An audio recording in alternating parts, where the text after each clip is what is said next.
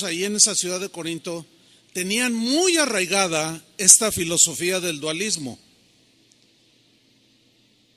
y comenzaba a manifestarse dentro de la iglesia en Corinto. Y el apóstol Pablo les escribió una carta, dos cartas, pero en la primera él les, por medio de la palabra de Dios, les refuta esa falsa filosofía de que puedes hacer con tu cuerpo lo que tú quieras. Y en 1 Corintios 6:9, en la versión en lenguaje sencillo, que es la versión que voy a leer yo, ahí Pablo les dice lo siguiente a los corintios. Dice 1 Corintios 6:9, no se dejen engañar, refiriéndose a esa filosofía dualista, ¿sí? No se dejen engañar, les dijo. Ustedes bien saben que los que hacen lo malo no participarán en el reino de Dios. Dice Pablo, me refiero a los que tienen relaciones sexuales prohibidas. Me refiero a los que adoran a los ídolos. Me refiero a los que son infieles en el matrimonio. Me refiero a los hombres que se comportan como mujeres. Me refiero a los homosexuales, a los ladrones, a los que siempre quieren más de lo que tienen, a los borrachos me refiero, a los que hablan mal de otros, y me refiero también a los tramposos.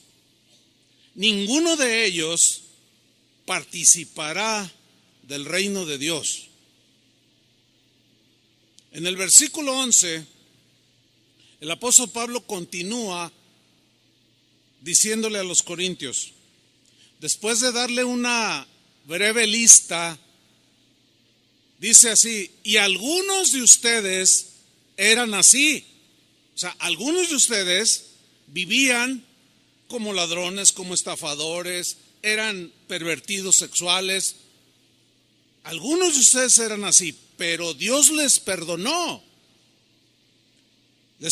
esos pecados y los limpió y los hizo parte de su pueblo.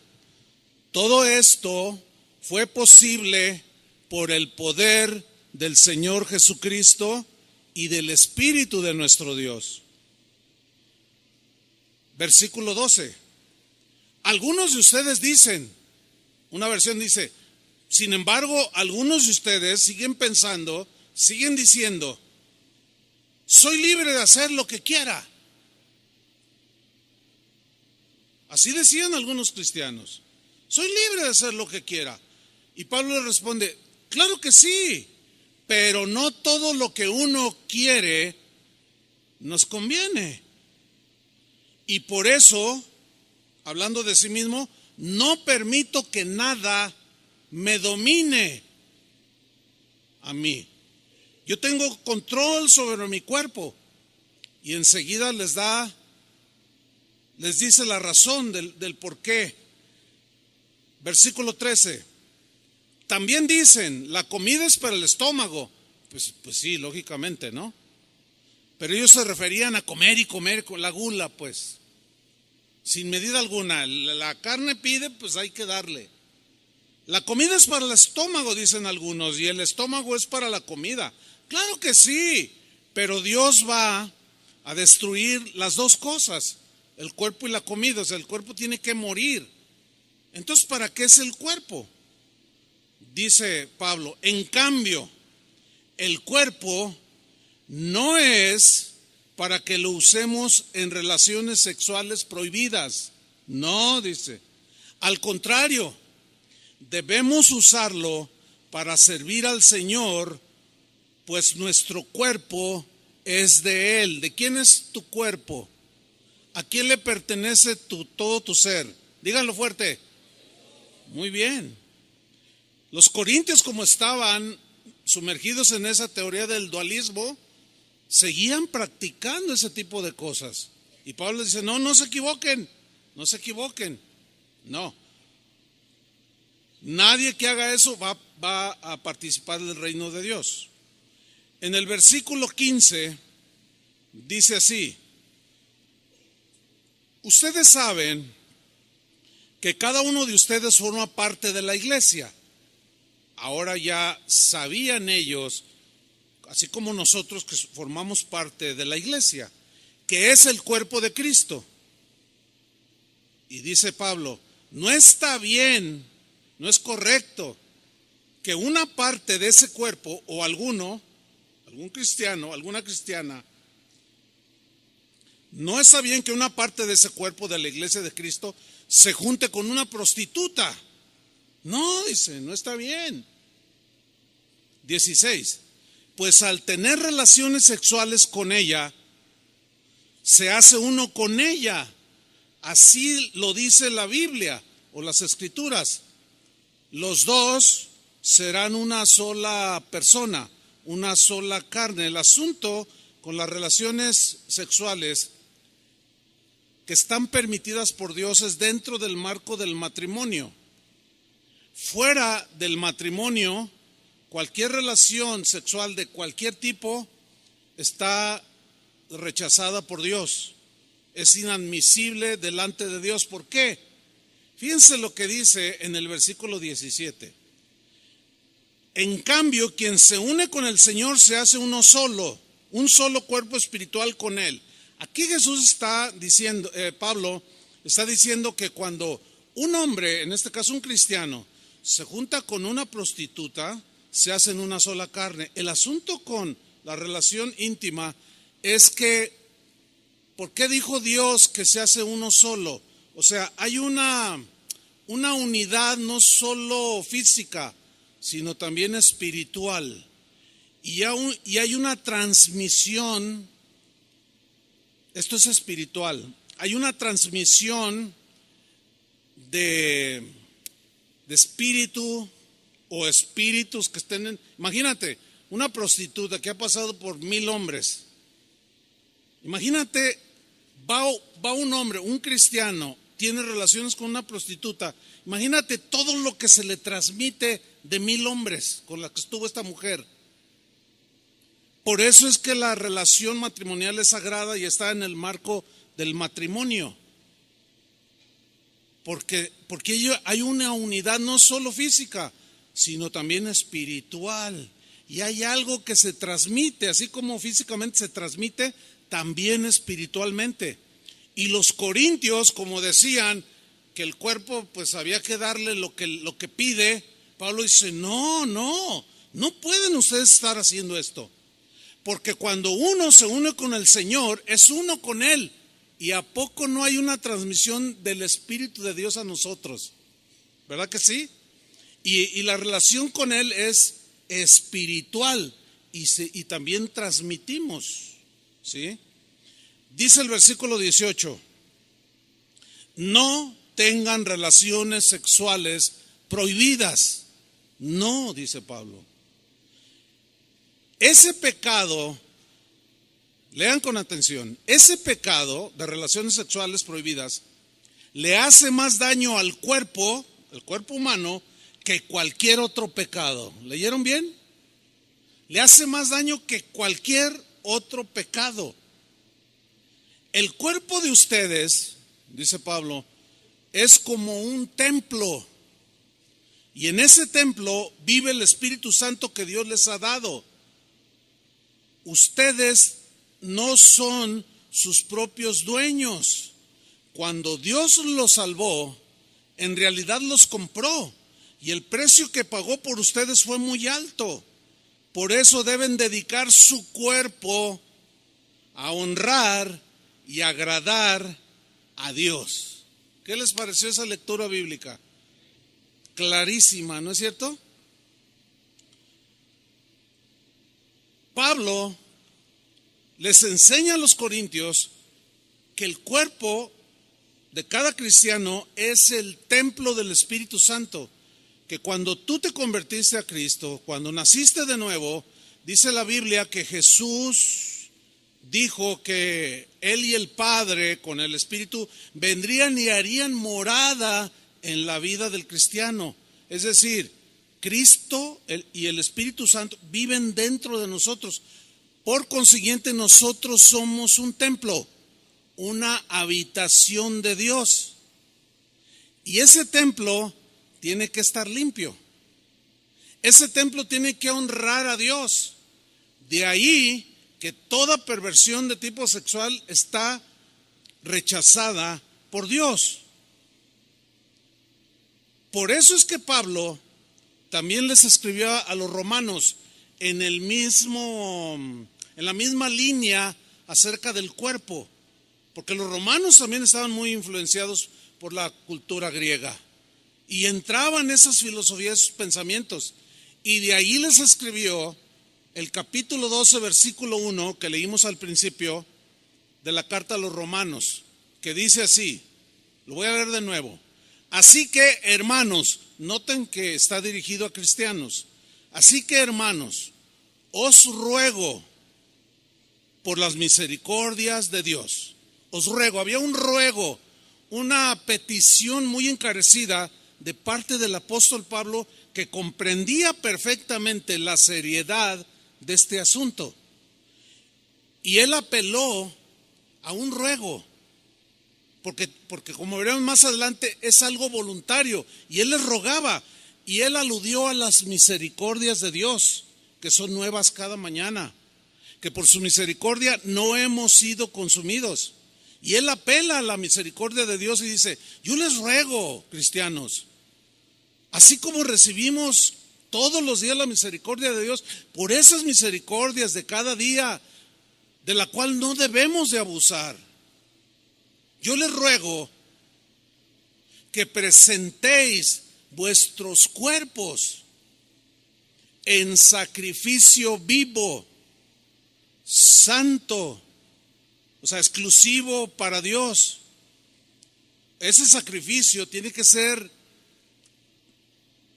apartado para Dios, que es nuestra propia vida, incluyendo nuestro cuerpo, y ese sacrificio vivo, voluntario, es agradable a Dios. Pero luego viene una frase a continuación que la vamos a estudiar. Dice, que es vuestro culto racional. ¿Qué significa que nosotros presentemos nuestro cuerpo en sacrificio vivo, que le agrade a Dios, que sea un sacrificio santo, por medio de un culto racional? Bueno, vamos a estudiar estas dos palabras, culto y racional. Muy bien. Número 1, la palabra culto viene del griego letreia. Y este término griego habla de algo que se hace, pero de manera voluntaria, nunca obligada. Es decir, nadie, ni siquiera Dios, nos obliga a que nos ofrezcamos a Él en sacrificio vivo. No. Él apela al amor que Él ha tenido por nosotros y que nosotros le correspondamos.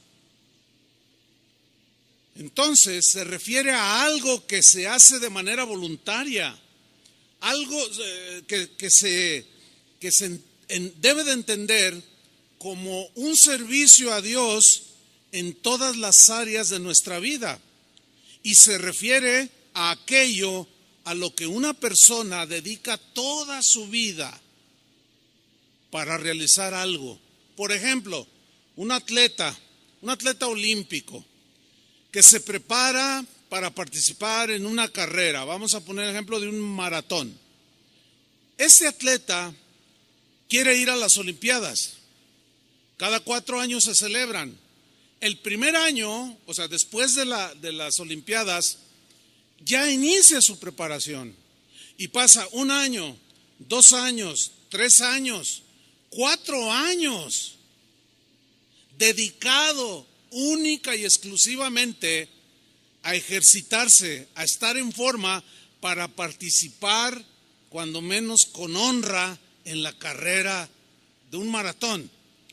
Pero este atleta, para llegar a una forma, digamos, óptima, que rinda y que honre ese deporte, él durante esos 4 años y toda la vida que dure compitiendo, se abstiene de muchísimas cosas para cuidar su cuerpo que lo está dedicando al deporte. Entonces, un atleta de alto nivel va a dejar a un lado el pozole, las tortas ahogadas, el alcohol, el tabaco. ¿Por qué? Porque tiene que cuidar su cuerpo, que es el que va a rendir en el momento. Ustedes todos sabemos de lo que nuestra gloriosa selección nacional hizo un día antes de participar en el mundial, o 2 o 3 días antes de participar en el mundial. ¿Qué hicieron? Se fueron de borrachera, se fueron con mujerzuelas. Por eso no rinden, deshonraron el fútbol. En lugar de cuidarse, hicieron todo lo contrario. Son atletas fracasados. Ellos debían de estar dedicados en cuerpo y alma y espíritu a la competencia, pero no lo hicieron. Y se ve inmediatamente que los que quedaron en los primeros lugares, esos totalmente dedicados. Bueno, esa es la idea aquí de culto. Hacerlo de una manera voluntaria, pero ofreciendo tu cuerpo, absteniéndote de las cosas que te van a eliminar de la carrera. ¿Me estoy explicando? Este es un principio fundamental de la vida cristiana. Es un principio fundamental. El verdadero culto o servicio a Dios, la verdadera adoración a Dios, es ofrecerle nuestro cuerpo, nuestra alma, nuestro espíritu. Y esto es todos los días, no solamente un par de horas o 3 horas el día domingo, no, porque el verdadero culto, que es voluntario, el verdadero servicio a Dios, no consiste en ofrecerle rituales. No. Yo me acuerdo cuando mi mamá me mandaba a misa, pues no me gustaba ir a la misa. Entonces me hacía allí medio el que se me iba el tiempo, pero llegaba la bendición. ¿Sí se acuerdan? Porque muchos lo hacían. Llegaban al último, a la bendición, cuando el sacerdote daba la bendición. Y ya uno llegaba 3 minutos antes y ponía uno carita de San Martín de Porres y se ponía uno así, ¿verdad? Y reciban la bendición, decía el sacerdote. Y bendecía con sus manos. Y todos, amén, ¿verdad? Entonces yo salía y mi mamá me preguntaba, ¿fuiste a misa? Le dije, ya cumplí. Fíjense cuál era la idea. Hacer ritual. Algunas señas, hacer algo ritualista, pero nada que saliera del corazón. No. ¿Se acuerdan cuando Jesús tuvo aquella plática con una historia que no hace mucho estudiamos, la historia de Jesús y la samaritana? Dame de beber, le dijo Jesús. Y él le contesta, ¿cómo me pides a mí de beber? Los judíos y los samaritanos no nos tratamos entre sí. Mira, si tú tomas de esta agua, le dice Jesús, vas a volver a tener sed. Pero si bebes del agua que yo te daré, no tendrás sed jamás. La mujer le contesta, Señor, dame de esa agua. Y Jesús le dice, ¿quieres de esta agua? Sí, Señor. Ve y llama a tu marido y ven acá. Y la mujer le contesta, bueno, no tengo marido. Y Jesús le dice, bien has dicho, no tengo, porque 5 has tenido. Y el que ahora tienes no es tu marido. Vives en un amaciato, en una relación que implica relación sexual prohibida por no estar casados. Entonces la mujer se sorprende de que Jesús sabía su vida. Y enseguida ella, de manera, pues como cualquiera de nosotros, como lo hacíamos, ella le cambia la plática a Jesús y le dice, nuestros padres adoraron en este monte. Ustedes dicen que en Jerusalén debe de adorarse, pero nosotros decimos que es acá en este monte. Y Jesús le responde: mira, mujer, la hora viene y ahora es cuando los verdaderos adoradores adorarán no en un templo hecho de manos, no en un lugar específico, sino la adoración será en espíritu y en verdad, porque nosotros somos templos y Dios habita dentro de nosotros, y la adoración a Dios es de corazón, de espíritu, incluye el cuerpo, pero es una adoración y un servicio a Dios cotidiano, de todos los días, no es un ritualismo. Esta mujer pensó que ya cumplía con Dios con ir al templo a orar o a cantar algunos salmos, pero había pasado por los brazos de 6 hombres. Pero ella pensaba que haciendo ritual o rituales, Dios se iba a agradar de ella. Hay mucha gente que sigue pensando igual, así como los corintios que tenían muy arraigada la filosofía del dualismo. Así hay mucha gente aquí en México, ya no estoy hablando de otros lugares, que cuando llegaron a Cristo traen una mentalidad de rito, de ritos, de cosas que hacemos, y llegamos a caer en el error de decir, ya cumplimos. Yo me acuerdo que yo cumplía, pero después mi mamá me decía: oye, te llamó por teléfono, te buscó uno de tus amigos. Ah, sí, bueno, ahorita vengo, ya me voy. ¿A dónde voy? Pues voy con ellos. ¿A dónde cree? Pues a tomar. Y yo pensaba, estaba engañado, que con hacer acto de presencia a la bendición ritualista, ya todo iba a estar bien, nada más lejos de la verdad. ¿Ustedes creen que haya cristianos que van a iglesias cristianas como esta, que vienen para cumplir?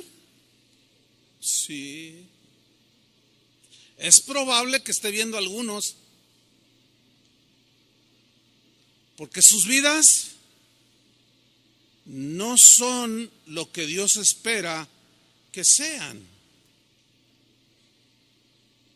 Pero el concepto bíblico, lo que Jesús quiso decir cuando dijo, la hora viene y ahora es cuando los verdaderos adoradores adoran en espíritu y en verdad, Él se refiere a esa acción voluntaria, pero que involucra todo tu ser, todo tu tiempo, las 24 horas del día, que implica que cuando tú vas al trabajo, Cristo va en ese templo que eres tú.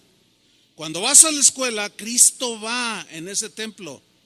Cuando vas al centro comercial, cuando vayas a donde vayas, tú eres un templo y Cristo está dentro de ti. Y tú ofreces tu pensamiento, tú ofreces tu cuerpo en sacrificio vivo, absteniéndote de las cosas que ensucian la casa de Dios. ¿Están entendiendo? Pablo dijo en 1 Corintios 10:31, si pues coméis o bebéis o hacéis otra cosa, hacedlo todo para la gloria de Dios.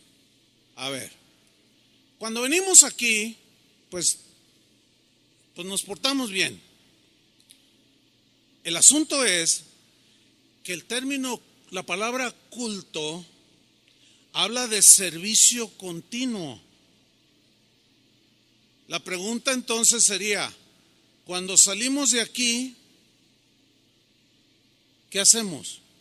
Mañana lunes, pues a trabajar o a la escuela. Pero cuando vamos al trabajo o a la escuela y ya estamos ahí en la escuela o en el trabajo o donde sea, ¿qué hacemos? ¿Cómo pensamos? ¿Cómo reaccionamos? Vuelvo a tomar Romanos 12, versículo 1. Así que, hermanos, os ruego por las misericordias de Dios, que presentéis vuestros cuerpos en sacrificio vivo, voluntario, santo, exclusivo para el Señor. Es un sacrificio que le agrade a Dios de tu cuerpo, de tu vida, que es vuestro ¿qué? Culto racional. Bueno, ya estudiamos lo que es el culto, es el servicio continuo de manera voluntaria. Pero luego viene otra palabra que es racional. A ver, digan todos racional. Bueno, esta palabra racional viene de una palabra griega, logikos. Logikos, de ese vocablo se deriva la palabra lógico. Sígame con mucha atención. Entonces lo que está diciendo Pablo es: ofrezcan sus cuerpos en sacrificio voluntario, vivo, algo que separado para Dios, que le agrade a Dios, que es un servicio que va conforme a la razón, porque el lógico tiene que ver con la razón, tiene que ver con lo razonable, con la razón y con lo razonable en relación con qué, con quién, con la voluntad de Dios que está expresada en las Escrituras. Es decir, nuestra adoración y servicio a Dios tiene que ser por lógica, de acuerdo a lo que Dios es. Y la Biblia dice que Dios es santo, por ejemplo. ¿Cómo tiene que ser nuestro servicio, nuestra vida? Santa. Sed santos porque yo soy santo. Nuestra adoración y servicio a Dios tiene que ser por lógica, de acuerdo a lo que Dios demanda de nosotros. Nuestra vida debe de ir en una lógica de acuerdo con lo que decimos ser. ¿Qué somos? Díganlo. Cristianos. Entonces nuestra vida tiene que ir en una lógica con lo que decimos ser. ¿Qué decimos que somos? Cristianos. Nuestra vida tiene que llevar una lógica conforme a lo que decimos creer. ¿En qué creemos? En la palabra de Dios. Tenemos que ser razonables y lógicos en ese sentido. Les voy a hacer una pregunta. Yo sé que me la van a poder contestar y les voy a poner una palomita, porque trataré de ser claro en la pregunta. Es esta. A ver, ¿es lógico que la iglesia cristiana en general permita que entre sus miembros que asisten a sus congregaciones permitan la inmoralidad sexual en cualquiera de sus expresiones, como homosexualismo, lesbianismo, transexualismo, zoofilia, necrofilia, pederastia, matrimonios entre personas del mismo sexo? ¿Es lógico que la iglesia cristiana permita estas conductas en sus miembros? No. No es lógico. No es un culto racional, no es un culto lógico, conforme a lo que decimos ser. Si no eres cristiano, tú andas en tu lógica. ¿Me explico? Tú dices, no, pues qué, si a mí me gusta un hombre, yo me meto con él y qué. Está bien, tú eres lógico, al menos eres congruente, porque haces lo que piensas. Pero en el caso de nosotros, los cristianos, no es lógico aceptar este tipo de prácticas, porque no van de acuerdo a lo que Dios ha dicho, ni van de acuerdo con lo que Dios pide y demanda de nosotros. Ahora, síganme con mucha atención. Escuchen bien. No podemos evitar, de ninguna manera, nosotros los cristianos, no podemos evitar que la gente que no conoce a Dios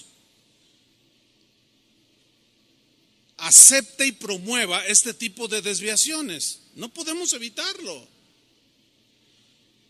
Porque si no conocen a Dios, es imposible hacerlos que cambien sus conductas. Resultaría para ellos ilógico que tú llegues y le dices, ¿sabes qué? Pues tener una mujer fuera de tu matrimonio, aparte de tu esposa, es algo que no le agrada a Dios. ¿Cuándo han visto que dicen, ay, de veras, ay, no, pues ya la voy a dejar? Porque eso es ilógico para ellos. Dicen, no, pero a mí me gusta, yo tengo con qué mantenerla. No, pero no le agrada a Dios, y a mí qué me importa, dicen.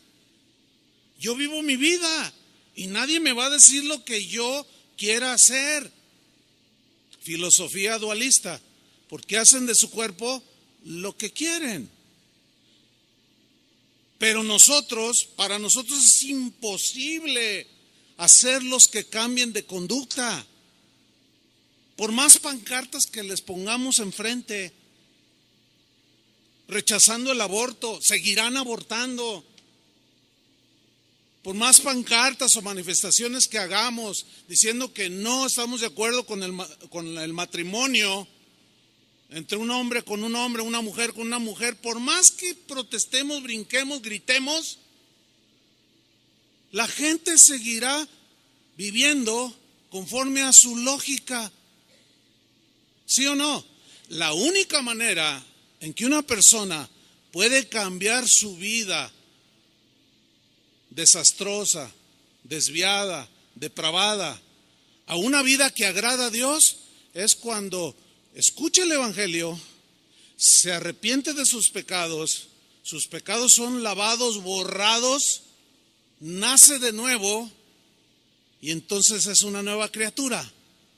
Ahí ya el Señor empieza a santificarlo, a limpiarlo de toda la basura que traía cuando llegó a los pies de Cristo. Esa es la única manera. Por consiguiente, ¿cuál es la solución para que la gente que no conozca a Dios cambie de conducta? ¿Alguien me puede decir? Predicarle el Evangelio. No andando en protestas ni gritando cosas. No, predicándoles el Evangelio.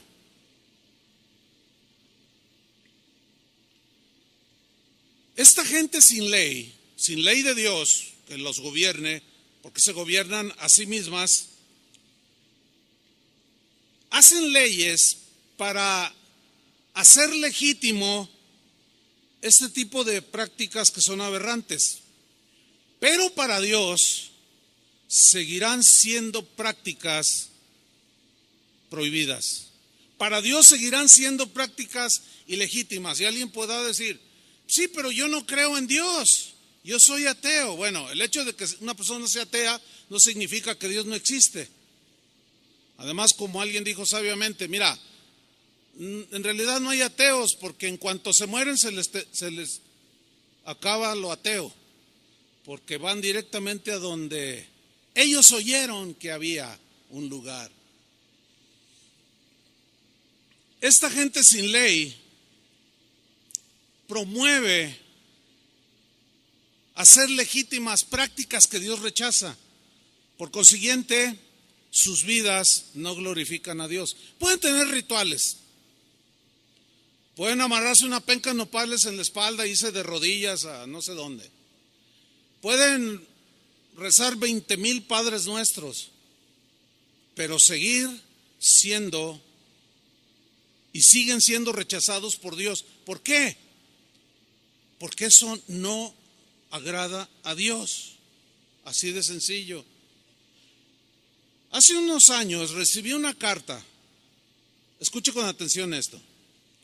En esa carta estaba firmada por un pastor en Estados Unidos. Y la carta decía, estamos los pastores aquí en esta parte de Estados Unidos y creo que el mundo entero debería estar muy contento de que haya salido a la luz toda esa corrupción de inmoralidad que los sacerdotes en la Iglesia Católica han cometido a través de los años. Tantas violaciones de niños inocentes. ¿Saben de lo que estoy hablando, no? No es para nadie escondido esto. Esto ha sido un escándalo que la Iglesia Católica ha tenido. De que guías de ellos, sacerdotes católicos, hayan abusado de tantos niños inocentes. Ese es algo aberrante delante de Dios, ¿sí o no? ¿Cuánto niño inocente, cuánto niño traumado hoy ya, gente adulta, muy afectada por esos abusos sexuales? Eso se llama pederastia, relaciones sexuales con niños, de mayores con niños. Bueno, en países como Alemania, como Suecia, como Holanda, Canadá, están promoviendo una ley donde se apruebe la pederastia. O sea, los depravados están legitimizando sus prácticas aberrantes por medio de leyes que ellos mismos formulan y escriben. Entonces yo le contesté a este pastor, pues sí, es bueno que salga a la luz para que de alguna manera se pueda detener eso. Y luego yo le escribí cuando le contesté y le dije, oye pastor, pero también dentro de la iglesia cristiana hay muchas cosas que están sucediendo. Hay casos de pastores que han tocado a niños. Por eso fíjense bien a qué iglesia van. ¿Y dónde dejan sus niños? Nosotros tenemos mucho cuidado de los maestros que trabajan con los niños. También en las iglesias cristianas se dan este tipo de cosas. ¿Por qué? Porque se meten los corintios. ¿Entendió, verdad? Con sus filosofías, con sus cosas depravadas. Y se dan un montón de aberraciones. En la carta decía, ojalá y se haga una película de estas aberraciones. Entonces yo le puse, pastor, pues también había que hacer una película de lo que pasa en muchas iglesias cristianas el día de hoy. ¿Cuánto cuesta una película? Cuesta mucho dinero hacerla. Y yo tenía unos ahorros ahí y le dije, mira, yo pongo $5,000, le puse ahí en la carta, para hacer una película de lo que pasa dentro de las iglesias. Que muchos ya están congeniando con todas esas prácticas y las legitimizan con la misma palabra de Dios. Eso es lo más aberrante. Todavía es peor que aquello, lo que sucede aquí adentro de las iglesias cristianas. ¿Por qué? Porque nosotros decimos que somos cristianos de la Biblia, que conocemos la Biblia. Por eso Pablo instruyó a los cristianos en Corinto, pero también a los romanos, que es el texto que estamos estudiando. Romanos 12:2. Continúa el apóstol Pablo y dice, no os conforméis a este siglo. ¿Qué significa esa frase? No se conformen a este siglo. Siglo tiene la connotación o la idea de gente del mundo, gente que no conoce a Dios. Ahora, la instrucción es, no se conformen a la gente, a cómo vive la gente de este mundo, la gente que no conoce a Dios. Ahora, aquí la palabra conformarse viene del griego susquematizo. Ahí aparece en la pantalla, para que me siga con atención. Susquematizo es la palabra que se traduce por conformarse. No se conformen. Pero de este susquematizo se deriva una palabra que en castellano ya es más entendible para nosotros, que es la palabra esquema. Bien, ¿qué es un esquema? Un esquema es la representación mental, eso dice el diccionario, o imaginaria de un proceso en el que aparecen relacionadas de forma lógica sus líneas o rasgos esenciales o los conceptos que hacen que vaya en una lógica. Se los voy a explicar. Conformarse, susquematizo, también se traduce por amoldarse, adecuarse, adaptarse, acomodarse. Bien, pregunta, ¿por qué las personas que no conocen a Dios hacen leyes para legitimizar prácticas aberrantes? ¿Por qué hacen leyes para legitimizar sus acciones. ¿Por qué? Bueno, simplemente porque ellos actúan de forma lógica en sus esquemas. ¿Está entendiendo? Conforme a su modo de pensar. Ellos, los que no conocen al mundo, los que son de este mundo, que Pablo dijo, no se amolden a ellos, no se adecúen, no se adapten, no se acomoden. Ellos son congruentes con su modo de pensar y lo plasman en leyes para legitimizar sus prácticas. Ellos son lógicos. O sea, a ver, aquí está un hombre que dice, no, pues ¿qué tiene que se case un hombre con un hombre? Pues es muy de ellos. Pero pues la gente rechaza eso. No, vamos a hacer una ley. Entonces la gente aplaude. Y los periodistas y los de opinión pública y muchos políticos aplauden y dicen, wow, ya estamos llegando como Holanda, ya estamos siendo como Canadá, los Estados Unidos, que están legitimizando todo ese tipo de prácticas. Entonces ellos están obrando conforme a su lógica. ¿Me estoy explicando? Son congruentes con su modo de pensar.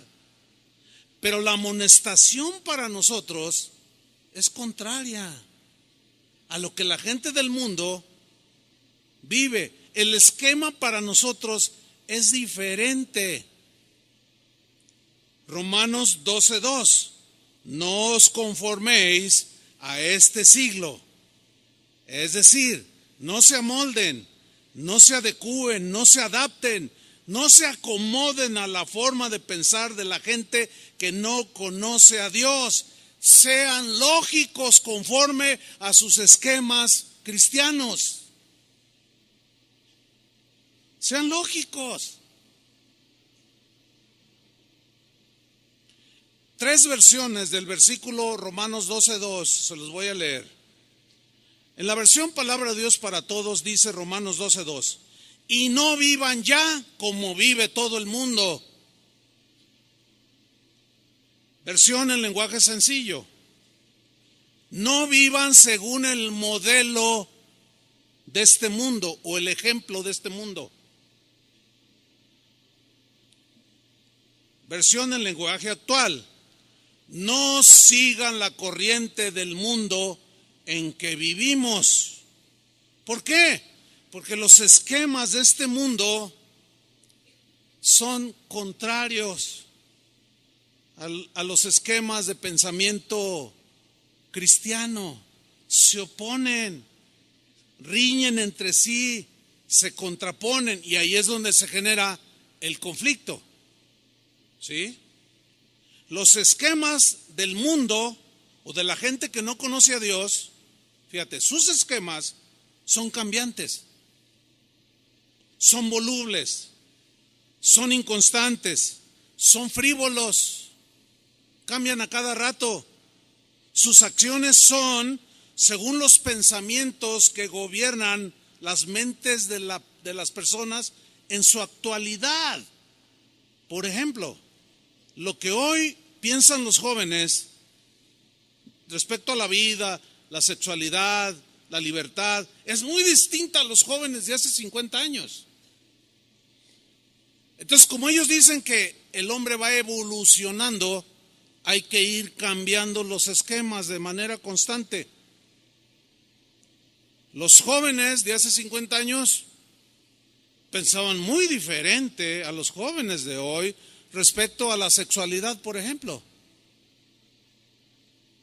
Muy distinto. Pero como la maldad en el corazón del hombre se está multiplicando, lo que estaba muy adentro está saliendo sin vergüenza, sin atajo alguno, sin límite alguno, pues la gente se acomoda a lo que está oyendo cada rato. Ah, no, pues sí tiene razón. Sí, de verdad, pues sí que tiene. ¿Qué importa? Cada quien hace de su vida lo que quiere. Y ahí tenemos a una joven, hija de una madre, que cuando esta madre era joven, jamás por aquí le pasó la idea de un aborto. pero su hija dice cosas como: yo soy dueña de mi cuerpo y puedo hacer lo que yo quiera con mi cuerpo, dice ella. Bueno, ella está obrando conforme a su lógica, pero lo que pensaba su mamá hace 50 años con lo que piensa su hija hoy es muy distinto. Por eso es que los esquemas del mundo cambian cada rato, ¿sí? Son frívolos, volubles, cambian. Pablo está diciendo a los cristianos: pero ustedes no se amolden, no se adecúen, no se adapten, no se acomoden a los esquemas cambiantes de este mundo. No traten de estar siempre a tono con todos los pensamientos y las conductas de la gente que no conoce a Dios y que vive en este mundo. Es como si Pablo dijera: no sean como los camaleones. ¿Sí conocen ese animalito que tiene unas habilidades extraordinarias? ¿Cuáles son? Bueno, pues entre otras, de que cambia el color de su piel según el entorno en el que está, para estar igual al ambiente que lo rodea. Si está en un árbol que está en ese momento de color verde intenso, él se pone verde. Si está color marrón, así de otoño, pues el camaleón se pone de ese mismo color.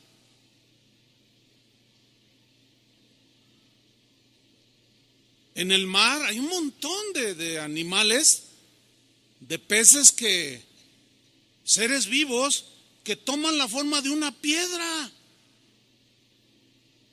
O sea, se hacen al entorno. ¿Me estoy explicando? Claro, ellos lo hacen para evitar los depredadores. Y ven y dicen: no, pues ahí está una piedra. Pero no, es un pez que se transforma de acuerdo a lo que está a su alrededor.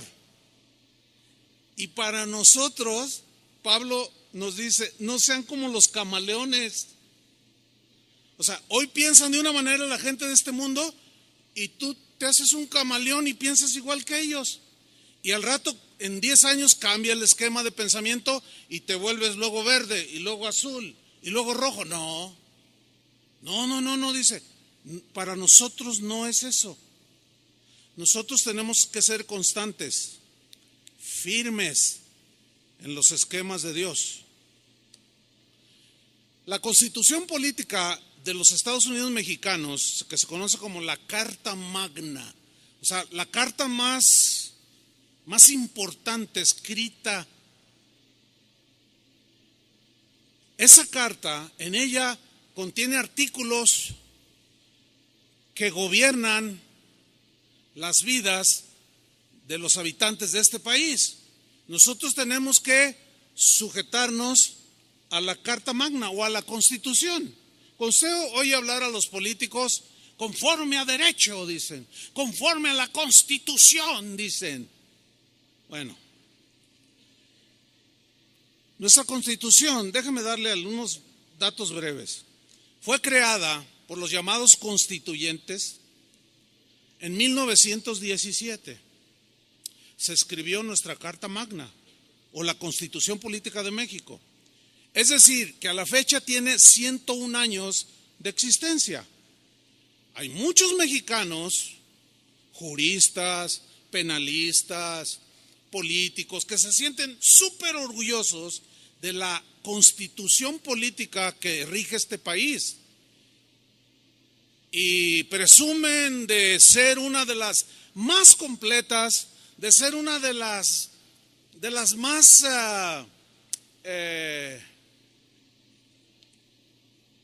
plenas en cuanto a las leyes que de allí emanan para gobernar a los mexicanos. Y ellos se sienten muy orgullosos. Inclusive se menciona de continuo que muchos países han tomado nuestra Carta Magna, nuestra Constitución, como ejemplo para ellos desarrollar su propia Constitución, inspirados en la nuestra. Bueno, déjenme decirles algo. Les voy a leer un breve artículo que tomé del diario Milenio respecto a la Carta Magna. Estamos hablando de que los esquemas del mundo son cambiantes. O sea, la gente cambia, que hay que cambiar. Vamos a ver qué dice este artículo tomado del diario Milenio. Dice así: la Constitución vigente ha tenido más de 700 cambios, más de 700 reformas que han modificado el texto original. ¿Qué le parece? Dice, esto es normal. Fíjate, esto es normal. Esto es algo natural si se reflexiona sobre las necesidades, sobre los pensamientos que se plantearon en el México de 1917 y las necesidades que hoy tienen los habitantes del México actual. Cambian muchas cosas. Por lo tanto, nuestra Carta Magna necesita ser cambiada, renovada, ajustada. Le quitan, le ponen, le añaden. De los 135 artículos, 136 que contiene nuestra Constitución en su texto original, solo 22 se mantienen intactos. O sea, la que nos rige, llega un momento en que estás anticuada, no te adecuas a como hoy están pensando ni los jóvenes, ni los de tendencias sexuales de cualquier tipo. Entonces te vamos a borrar algunas cositas, te vamos a cambiar, te vamos a añadir, lo hacemos ley y viva México. ¿Qué manera de pisotear nuestra Carta Magna? ¿Sí o no? Esa Carta Magna, además de cambiarla, muchas veces, a cada rato, se dice que el presidente actual es el que más reformas le ha hecho a nuestra Constitución. Más de 130 reformas, cambios. Imagínate nomás. ¿A qué te vas a agarrar? ¿A qué nos vamos a asir los habitantes de este país?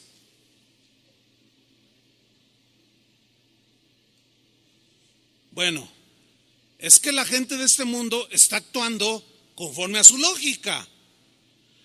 Por eso cambian las leyes, para hacerlas legítimas.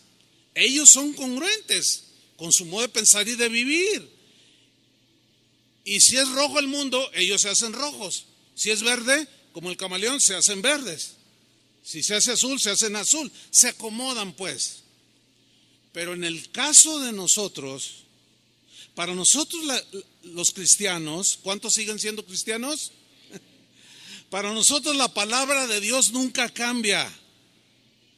La palabra de Dios nunca cambiará su modo de pensar, nunca cambiará su significado. Su esquema es un esquema perfecto, incambiable. La Biblia es nuestra Carta Magna, que no cambia, que no se adapta a nuestros pensamientos.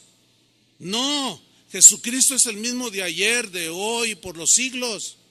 Jesucristo mismo dijo, el cielo y la tierra pasarán, envejecerán, pero mi palabra siempre estará vigente, nunca cambiará. Los que tienen que cambiar son ustedes, nosotros.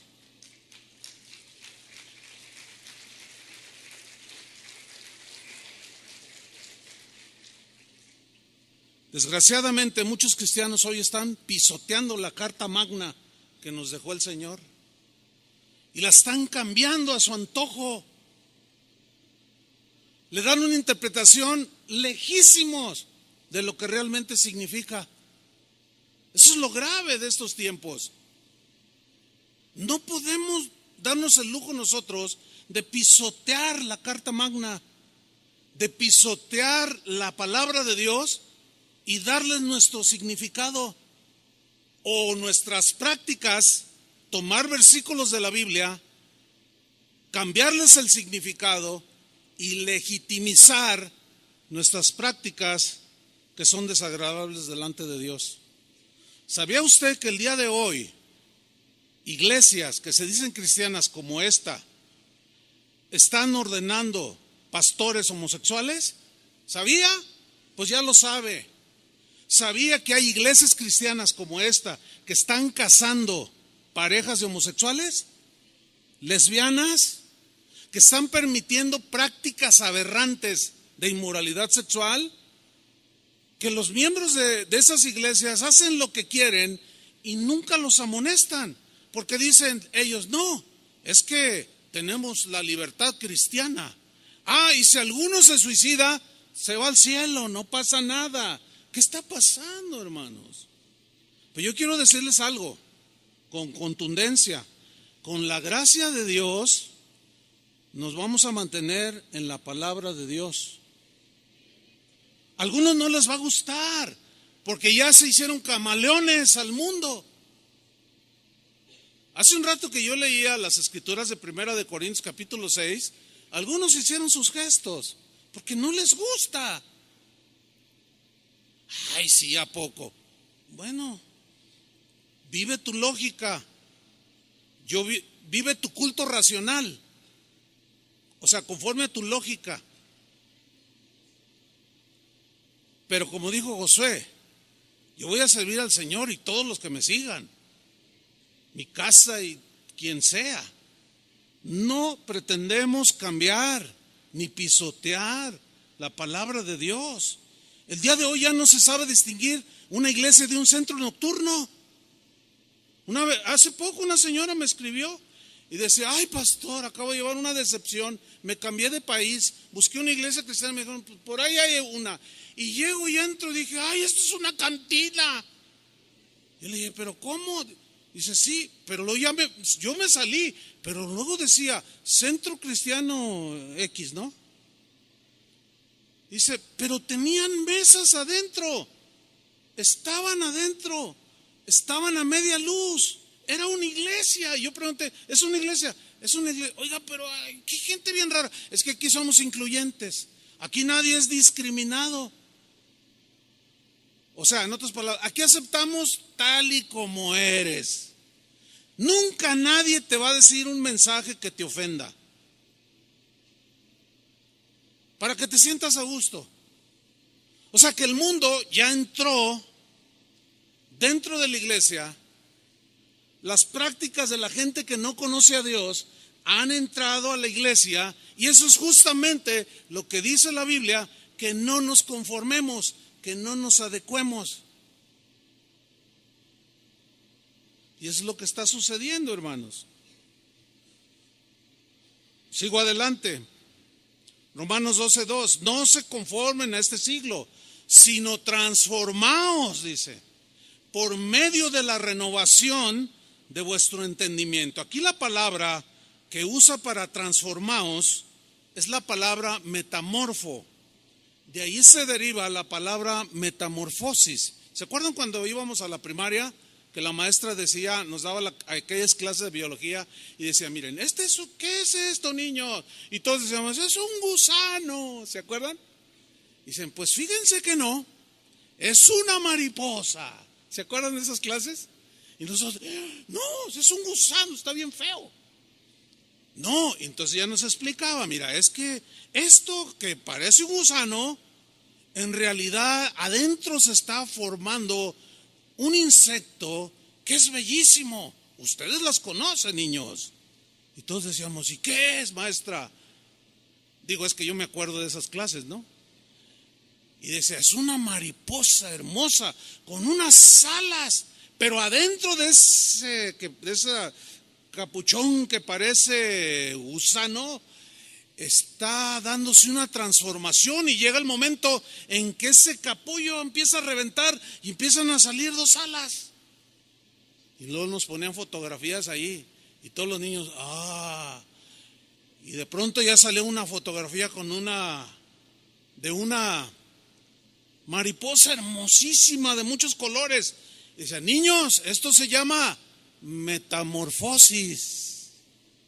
¿Ya se acordaron? Bueno, esa es la palabra que se utiliza aquí para decir transformaos, sufran una metamorfosis, que simple y llanamente significa cambiar de una forma que teníamos a otra, así como de gusano a mariposa. El sentido estricto es el de un cambio interno, porque lo que se ve es un gusano, pero adentro está sufriendo una transformación que se convierte en un hermosísimo insecto. La importancia que le da la Biblia a la transformación interna es fundamental.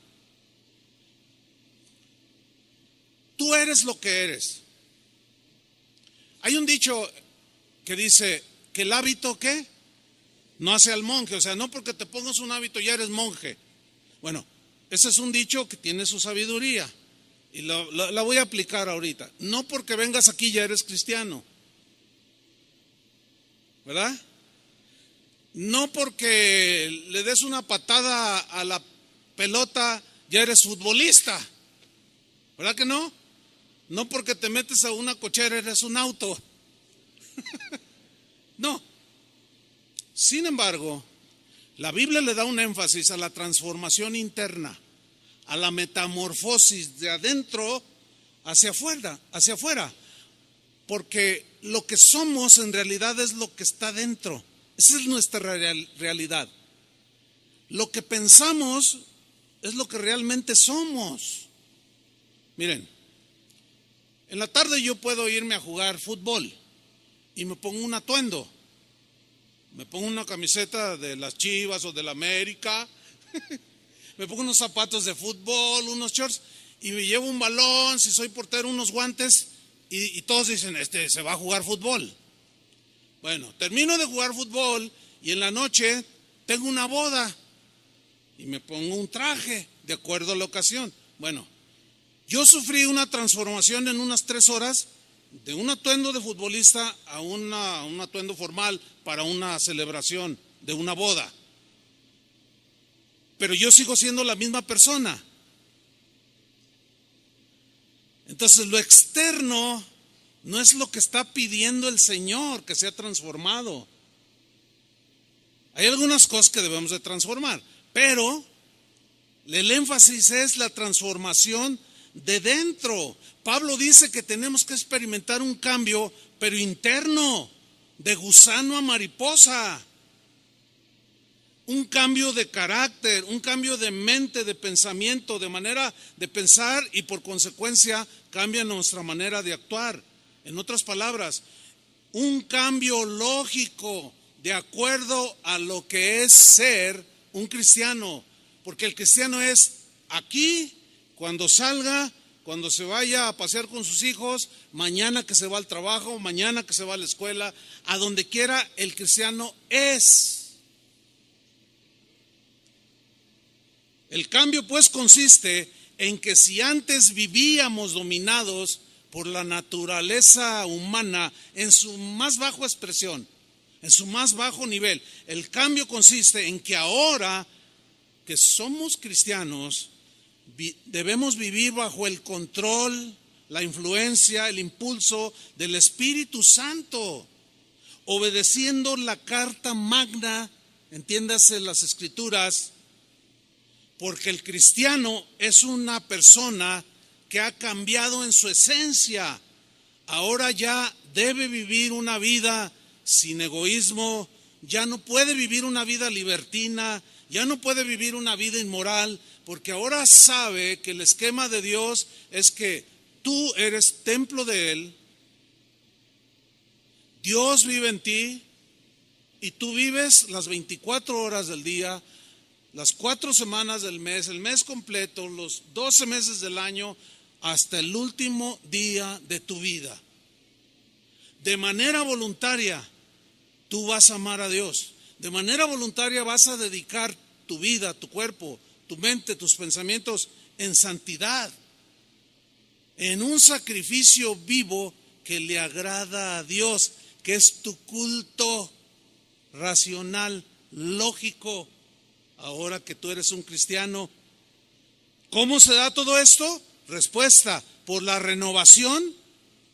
¿Cómo viene el cambio y la transformación? Por la renovación de nuestro entendimiento, entiéndase, de nuestra mente.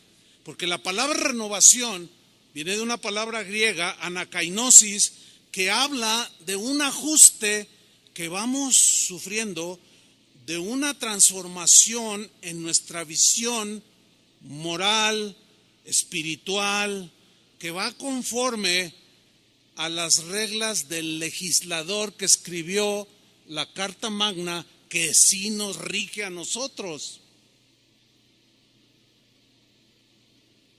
Es un ajuste de nuestros pensamientos a los pensamientos de Él. Mira lo que dice Isaías 55, versículo 8. Isaías 55, 8 dice: porque mis pensamientos, ¿qué? No son vuestros pensamientos.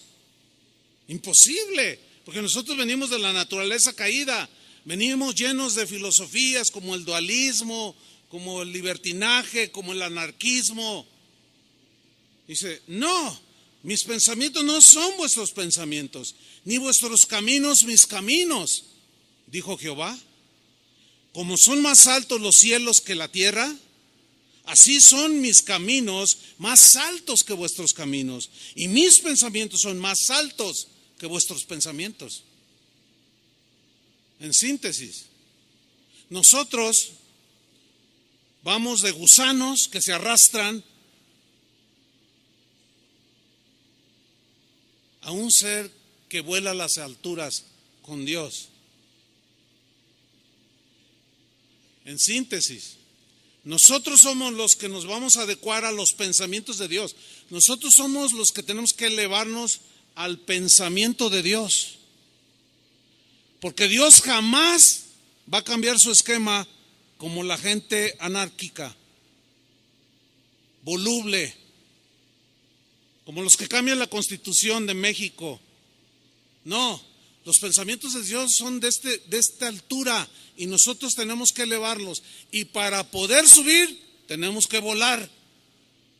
Tenemos que sufrir una transformación para aletear y volar y alcanzar los pensamientos de Dios. Eso es, mis queridos hermanos, lo que la Biblia enseña como la manera de ser transformados. Porque cuando Cristo entra en la vida de una persona, esta persona se convierte en una nueva creación. Ahora hay un hombre nuevo. ¿Cuántos hombres nuevos hay aquí? Ahora hay mujeres nuevas que son mujeres de Dios. Y esto es cuando comenzamos a tener una mentalidad diferente.